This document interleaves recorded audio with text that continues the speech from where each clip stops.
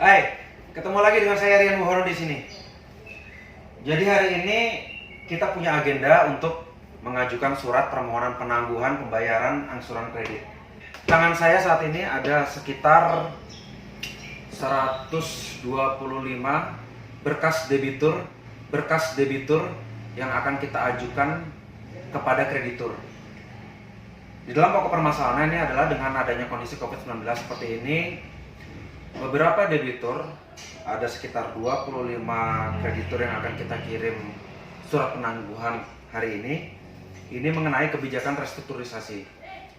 Jadi banyak kendala kemarin yang dibicarakan kepada teman-teman anggota, klien, itu mereka meminta untuk penangguhan pembayaran atau pemunduran angsuran kebijakan terhadap angsuran kredit. Di sini saya akan berkirim surat kepada kreditur atau pihak financingnya langsung dalam pemberian restrukturisasi kredit kepada nasabah ataupun debitur. Kreditur wajib melaksanakan perintah ataupun aturan yang sudah dibuat oleh otoritas jasa keuangan. Jadi ini merupakan kasus lanjutan dari video beberapa minggu lalu yang saya buat mengenai keadaan force majeure COVID-19 yang ditetapkan oleh Presiden Joko Widodo dalam Kepres 12 tahun 2020. Dalam surat yang akan kita kirimkan kali ini adalah surat yang kita draft sedemikian rupa yang pada intinya mengenai permohonan penangguhan pembayaran kewajiban kendaraan. Kita meminta restrukturisasi kepada beberapa kreditur atau leasing yang akan kita kirimkan suratnya pada hari ini, beserta juga tembusannya. OJK tersendiri sudah mengeluarkan POJK nomor 11 tahun 2020 mengenai restrukturisasi kepada debitur.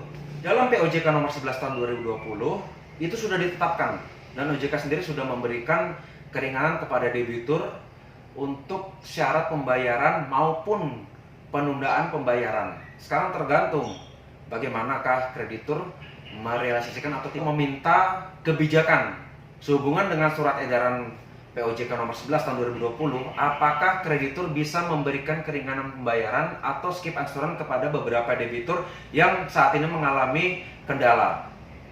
Di dalam surat ini kita juga sudah memberikan permohonan-permohonan yang sekiranya kita melihat dari kemampuan debitur itu adalah seperti apa. Jadi begini, hal-hal yang kita mohonkan pada intinya adalah memberikan kebijakan skip angsuran selama 1 tahun, yang dimana 1 tahun itu yang saya rasa adalah waktu yang cukup untuk mengembalikan keadaan seperti semula atau mengembalikan keadaan ekonomi, pekerjaan, dan kemampuan debitur sebagaimana mestinya. Kita juga mengetahui ya bahwa dengan kondisi COVID-19 ini sangat berdampak dan berpengaruh besar terhadap kondisi perekonomian, pariwisata, hotel, maupun aspek-aspek pekerjaan lainnya.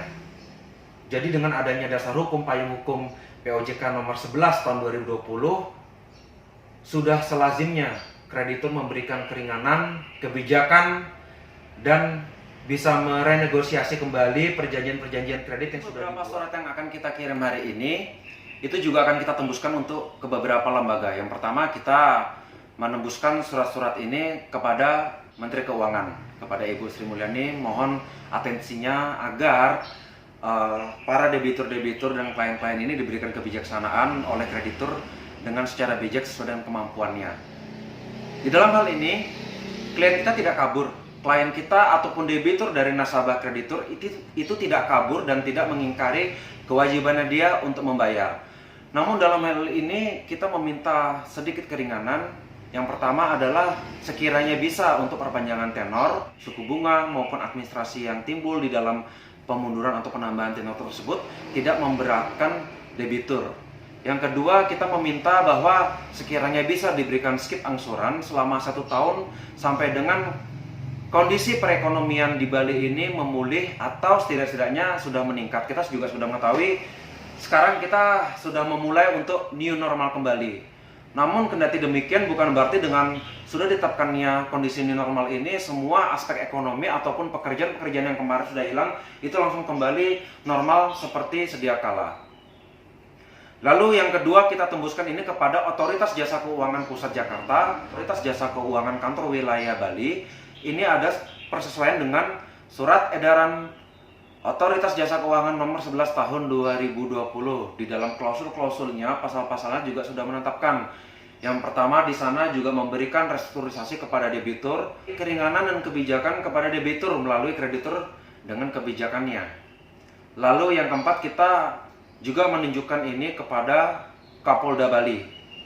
Kita mengirimkan surat ini kepada Polda Bali untuk berjaga-jaga. Jika misalnya sampai sekarang ada kreditur yang nakal dan meminta kepada debt collector untuk melakukan eksekusi atau penindakan di lapangan atau melakukan perampasan kendaraan-kendaraan fidusia yang menjadi jaminan, kita akan siap melakukan proses hukum pelaporan perampasan kepada Polda Bali. Ini hanya sebagai atensi agar itikat baik kita selama dalam masa renegosiasi atau restrukturisasi yang akan kita ajukan kepada kreditur ataupun kepada beberapa leasing saat ini, itu tidak serta-merta akan terjadi eksekusi di jalan yang kita sudah sering dengar beberapa hari ini, adanya debitur yang didatangin, disuruh tanda tangan secara paksa mengenai penyerahan kendaraan secara cuma-cuma. Yang perlu digarisbawahi adalah di dalam hal ini, debitur tidak melakukan kelalaiannya atau uang prestasi. Ingat, debitur tidak uang prestasi. Di dalam perjanjian juga sudah tertulis adanya force majeure dan adanya ketelatan membayar jika misalnya debitur tidak sanggup. Tidak sanggup dalam hal apa ini? Tidak sanggup dalam hal membayar, itu kita pertimbangkan. Yang kedua, debitur tidak sanggup karena dia sudah tidak bekerja. Kita pertimbangkan juga. Tetapi dalam hal ini, yang menjadi masalah adalah debitur tidak bisa membayar karena kondisi COVID-19. Perlu dicatat dan digarisbawahi. Yang perlu dipahami adalah baik kreditur maupun debitur saling membutuhkan. Di mana kreditur membutuhkan debitur sebagai nasabahnya atau customernya untuk memberikan kredit, pinjaman, ataupun menjalankan perusahaannya sedemikian rupa agar cash flow-nya berputar. Sekarang bayangkan, jika misalnya di dalam suatu perusahaan leasing tidak ada satupun debitur yang menggunakan jasanya atau mengajukan kredit, bagaimana?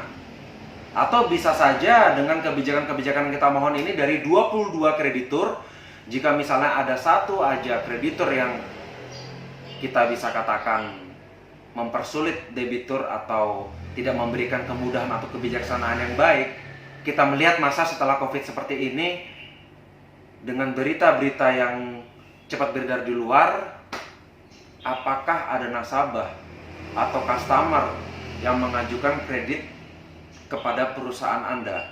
Itu yang perlu dipertimbangkan. Di lain sisi juga kepada debitur, debitur juga harus mengetahui bahwa posisi kreditur bukan hanya saja sebagai lembaga pembiayaan pinjaman, tetapi yang perlu diingat, debitur juga harus fleksibel. Klien saya juga sudah semua saya informasikan kepada mereka, kita juga harus fleksibel dan kita juga harus memahami kebijakan-kebijakan yang diberikan kepada kreditur. Selama kebijakan kreditur dibijaksanai oleh debitur dan debitur sendiri juga tidak keberatan, maka kita menemukan kesepakatan yang baru. Jadi kedua belah pihak yang saya harap kali ini adalah win-win solution, di mana kreditur memberikan kebijakan yang sesuai dengan kemampuannya debitur. Debitur juga tidak boleh terlalu keras untuk meminta sesuai dengan keinginan dia.